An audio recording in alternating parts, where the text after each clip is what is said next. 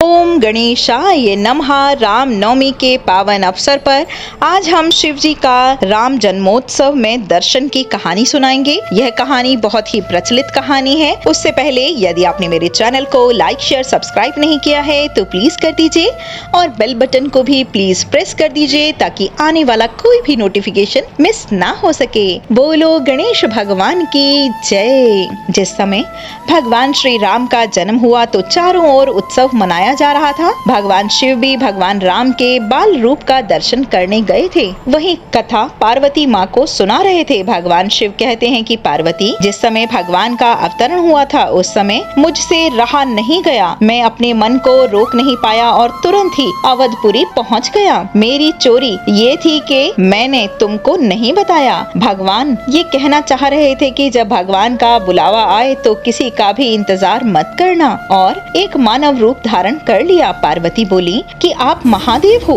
और मानव बनकर क्यों गए? भगवान शिव बोले कि जब महादेव के देव भी मानव बनकर आ सकते हैं तो मैं मानव ना बनूं तो ये कैसा हो सकता है? जैसे ही अयोध्या में पहुंच गए, बहुत भीड़ लगी हुई थी। भोलेनाथ बहुत प्रयास कर रहे थे कि श्री राम के दर्शन करने का, लेकिन उनको दर्शन नहीं हो रहे थे। शिव जी ने थोड़ी ताकत लगाई और थोड़ा धक्का दिया। जैसे ही शिव ने धक्का दिया तो अंदर से एक धक्का आया कि भोलेनाथ दूर जाकर मंदिर के एक शिवलिंग के पास टकराकर गिर गए।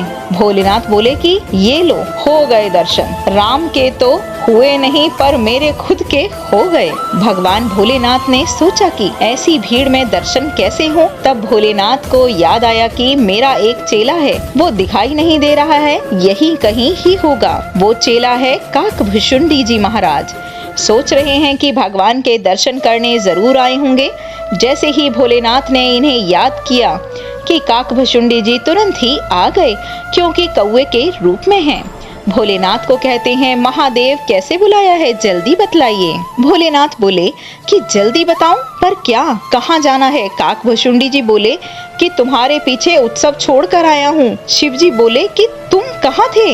उन्होंने कहा कि प्रभु मैं तो अंदर ही था, दशरथ जी खूब लुटा रहे हैं, वहाँ आनंद आ रहा है। भगवान शिव बोले कि बढ़िया है, मानव तो भीड़ के कारण रोक सकते हैं पर कौवे को कौन रोक सकता है? वह चेला आनंद ले रहा है और यहाँ गुरु बैठा है। भोलेनाथ कहते हैं कि चेले जी कोई युक्ति बतलाइए जिससे हम भी श्री राम के दर्शन कर सके। काकभुशुंडी जी कहते हैं कि महाराज चलो कोई युक्ति बताते हैं। काकभुशुंडी जी ने भी मानव रूप धारण कर लिया। बहुत बार प्रयास किया लेकिन इन्हें अंदर नहीं जाने दिया गया। अब जब काफी समय हुआ तो भगवान श्री राम ने भी रोना शुरू कर दिया। इनके मन में भी भोले बाबा के दर्शन करने की तड़प जाग गई थी। अब श्री राम जी दुख में तड़प कर रो रहे हैं और जब ये पीड़ा भरी पुकार मैया के कानों में गई है तो कौशल्या जी बिलक पड़ती हैं कि मेरे लाल को आज क्या हो गया है। इधर भोले बाबा ने भी पूरा नाटक किया है। भोले बाबा 81 साल के ज्योतिष बन गए हैं और गोस्वामी जी ने गीतावली में इस भाव को बतलाया है और स्वयं ज्योतिषी बनकर काकभुशुंडी जी को अपना शिष्य बना लिया है और सरयू जी के किनारे बैठ गए हैं। जितने भी लोग रास्ते से आ जा रहे थे भगवान शिव सबके हाथ देख रहे थे और भविष्यवाणी कर रहे थे।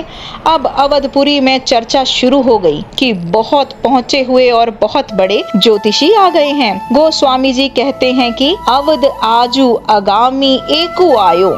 जब भगवान राम ने रोना शुरू किया है तो मैया बहुत परेशान हुई हैं। गुरु वशिष्ठ जी को खबर दी गई है लेकिन वशिष्ठ जी व्यस्त हैं। इतने में एक नौकर आकर बोला कि मैया मुझे खबर मिली है कि एक बहुत बड़ा ज्योतिषी अवधपुरी में आए हैं, आपकी आज्ञा हो तो उन्हें बुलवा लाऊं। माँ तो परेशान ही थी। मैया ने कहा कि जाओ और जल्दी से बुला कर लेके आओ, बस मेरे लाल का रोना बंद हो जाए। दौड़ते दौड़ते सेवक गए हैं। भोले बाबा सरयू नदी के किनारे बैठे हुए हैं। नौकरों ने कहा कि आप ही ज्योतिषी हैं जिनकी चर्चा हर जगह फैली हुई है। भोले बाबा ने कहा तुम लोग कहाँ से आए हो? वे बोले कि हम तो राजभवन से आए हैं। ये सुनते ही भोलेनाथ का रोम रोम पुलकित हो गया और समझ गए कि मेरे श्री राम ने ही इन्हें भिजवाया है। भगवान शिव बोले कि क्या करना है बोलो। वो सेवक बोले कि महाराज जल्दी चलिए, सुबह सुबह से लल्ला आज बहुत रो रहा है, रानी ने उनको बुलवाया है। भोलेनाथ जैसे ही चलने लगे तो काकभुशुंडी जी कुर्ता पकड़ लेते हैं कि महाराज मैं भी तो आपके साथ में ही हूँ, मुझे भी साथ लेकर चलो।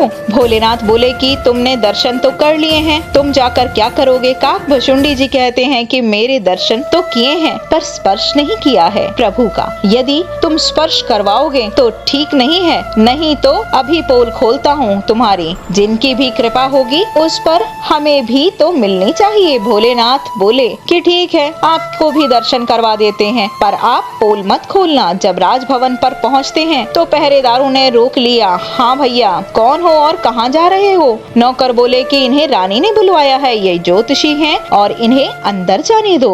अब भोले बाबा राजभवन में अंदर प्रवेश करने लगे हैं, पर काकभुशुंडी जी उनको रोक लेते हैं। पहरेदार बोलते हैं कि ये ज्योतिषी हैं तो अंदर जा रहे हैं, पर ये साथ में कौन है जो अंदर जा रहे हैं? इनके अंदर जाने का क्या काम? दशरथ जी का आदेश है कि किसी अनजान को अंदर नहीं आने देना है। भोले बाबा मुस्कुराकर अंदर जाने लगे हैं, तभी काकभुशुंडी जी बोले कि प्रभु साथ लेके जाओ, नहीं तो पोल खोल दूंगा अभी। भोले बाबा बोले कि ठीक है, मैं कुछ करता हूँ। भोले बाबा कहते हैं कि मैया मैं 80 साल का बूढ़ा हो गया हूँ, ज्योतिषी तो पक्का हूँ पर आँखों से कम दिखाई देता है। ये मेरा चेला है, इसके बिना मेरा काम नहीं चलेगा।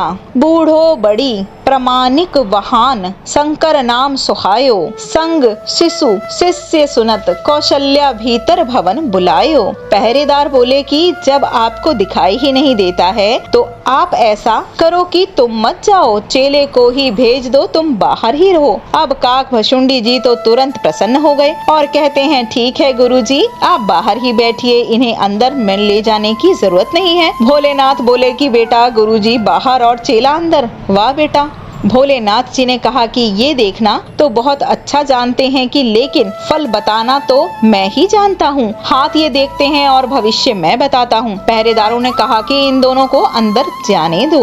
सबसे पहले माँ आई हैं और इनको प्रणाम करती हैं। माँ कहती हैं कि हमने सुना है कि आप ज्योतिषी हैं। भोले बाबा बोले हाँ मैया मैं ज्योतिषी हूँ। माँ कहती हैं कि हमें ज्योतिषी की जरूरत तो है नहीं, पर हमारा लल्ला सुबह से बहुत रो रहा है। कुछ झाड़ फूक करना जानते हो तो नजर उतारने आती हो, या फिर भूत प्रेत उतारना जानते हो तो मैं कुछ करूं? भोले बाबा बोले कि मैया मेरा असली काम तो वही है, झाड़ फूक ही मेरा मुख्य काम है, ये ज्योतिषी वाला तो मुख्य काम नहीं है। आप लल्ला को लेके तो आइए। अब माँ श्री राम जी को लेकर आती हैं। गोदी में भगवान श्री राम लेटे हुए हैं और माँ ने अपने पल्लू से श्री राम जी को ढक लिया है। मैया बोली कि करो महाराज, अब तो आपको अपना झाड़ फूक करना पड़ेगा। भोले बाबा ने मैया से कहा इतनी दूर से कुछ नहीं होगा, ना तो मैं मुख ही दिखा रहे हो, ना तुम स्पर्श करवाती हो। बिना मुख देखे और बिना स्पर्श करे मैं कुछ नहीं कर सकता हूँ। मुझे एक एक अंग देखना पड़ेगा कि नजर कहाँ लगी है, नाक तो लगी है या आँख तो लगी है। मैया बोली कि दूर से कुछ नहीं होगा। भोले बाबा बोले कि मैया कुछ भी नहीं होगा। आज मैया ने अपनी साड़ी का पल्लू उठा लिया है और श्री राम जी अब तक रो रहे हैं। भगवान शिव को देखकर खिलखिलाकर मुस्कुराने लगे हैं। मैया बोली महाराज जी आप तो कमाल के ब्राह्मण हैं, आपने सिर्फ लाला को देखा है और लाला का रोना बंद हो गया है। भगवान शिव बोले कि मैया अभी तो नजर पड़ी है और रोना बंद हो गया है, अगर तू गोदी में दे दे तो हमेशा के लिए आनंद आ जाए। अब मैया ने तुरंत श्री राम जी को लेकर भोले बाबा की गोद में दे दिया है। जैसे ही भगवान शिव की गोद में आए हैं, मानो साक्षात शिव और राम का मिलन हो गया है। भगवान शिव नेत्रों से आंसू बहने लगे हैं और अब तक जिस बाल छवि का मन में दर्शन करते थे आज साक्षात दर्शन हो गए हैं। भोलेनाथ कभी हाथ पकड़ते हैं, कभी गाल छूते हैं, कभी माथा सहलाते हैं। भगवान श्री राम को टुकुर टुकुर अपनी आँखों से शिव जी को देख रहे हैं। जब थोड़ी देर हो गई तो काकभुशुंडी जी ने पीछे से कुर्ता पकड़ लिया है और कहते हैं कि हमारा हिस्सा भी तो दीजिए,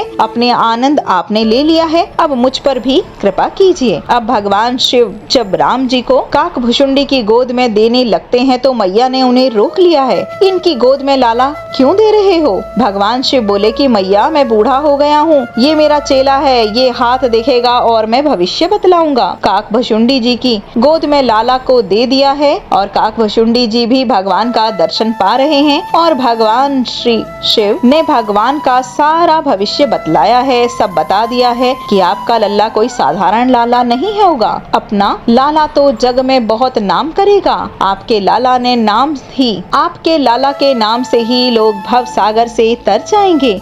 मैया बोली कि ये सब तो ठीक है, पर ये बतलाओ कि लल्ला की शादी कब होगी? भोलेनाथ बोले कि इतना बता सकते हैं, आगे चलकर आप थोड़ा ध्यान रखना। एक बूढ़े बाबा आपके लालों को आपसे मांगने के लिए आएंगे और जब वो मांगने आए तो उन्हें तुरंत दिलवा देना, मना मत करना, क्योंकि आपके लाला उनके साथ चले जाएंगे, वहाँ से ही बहू लेकर आएंगे। कौशल्या जी बोली कि आप चिंता मत करो महाराज, ये बात मेरे दिमाग में मैं याद रखूंगी और इसे हमेशा ही मैं स्मरण रखूंगी। इस प्रकार भोले बाबा ने सब बतला दिया। मैया ने बोला कि अपनी बड़ी कृपा की है जो मेरे लाला का रोना बंद करवा दिया है, मेरे लाला का भविष्य बता दिया है, अब मेरे लाला को आशीर्वाद भी दे दीजिए। भगवान शिव ने खूब आशीर्वाद दिया है, हे राम आप जुग जुग जियो, सबको आनंदित करो। इस प्रकार से भोलेनाथ बड़ी मस्ती से श्री राम जी को आशीर्वाद देकर अपने धाम को पधारते हैं। भोलेनाथ जी ने भी कहा है कि इस चरित्र को जो सब लोग नहीं जान सकते हैं, बस